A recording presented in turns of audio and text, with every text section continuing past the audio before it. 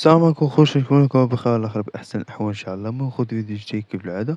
المهم خويا متنساوش بحال لايك الشي راك بارطاج مع صاحبك باش يعرف يستافد. المهم خويا كيما تشوف معانا هنايا سيتم تجريب تدريس اللغة الإنجليزية بالسنة السادس من السلك التعليم الابتدائي بشكل محدود.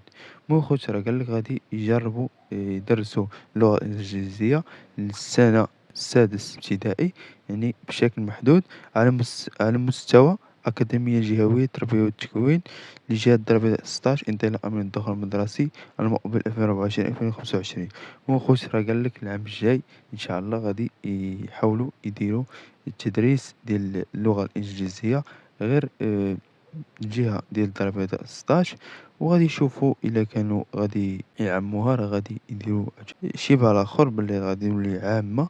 يعني دابا كيجربوها وغير محدودة غير فشي مدارس.